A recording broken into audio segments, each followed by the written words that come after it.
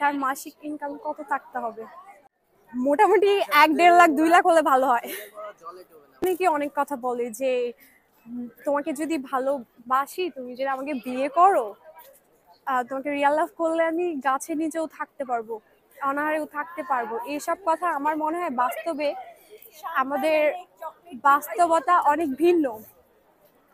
আমরা গাছের তলায় কিন্তু থাকতে পারবো না। ভালোবাসা এটা আমাদের এই যে ডোপামিন হরমোন বলি আমরা যেটাকে, এটা যতদিন নিঃসরণ হবে সেই ব্যক্তি, সেটা বয়ফ্রেন্ড হোক কিংবা আমাদের হাজবেন্ড হোক, থাকলো ঠিক আছে, এটা জীবনব্যাপী একটা সম্পর্ক বিয়ে। কিন্তু তার টাকা থাকবে না, তার সাথে আমি গাছের তলে থাকবো, এটা বিয়ের আগে ওয়াদা করলাম কিন্তু পরে আমার থাকছে না মন, আর ভালোবাসা নেই, ভালোবাসা জানালা দিয়ে পালাই গেছে, আমার আর ভালো লাগতেছে না।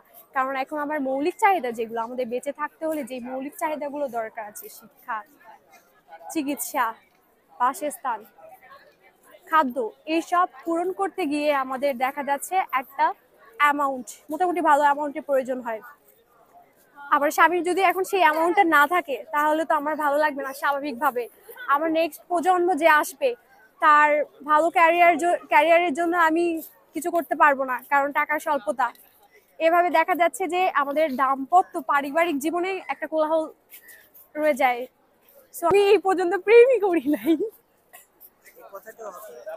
হ্যাঁ, প্রেমের মরা জলে ডোবে না। প্রেম যারা করে, বয়ফ্রেন্ড হোক কিংবা গার্লফ্রেন্ড হোক, অনেক ছ্যাঁচড়া হতে হয়, ছ্যাঁচড়ামির চরম পর্যায়ে চলে যায়। ভালোবাসা কি ঠিক কি বেঠিক চোখে পড়ে না। যা মানে যদি অন্যায় কিছু করতে হয় বাবা মার এগেন্সে গিয়ে সেটাও করে বসে, মানে ভালো মন্দের আর তফাৎ বোঝে না, অনেক ছ্যাঁচড়ামি করে যায়। যার জন্য আমার মনে হয় এটা বলা হয় প্রেমের মরা জলে ডোবে না।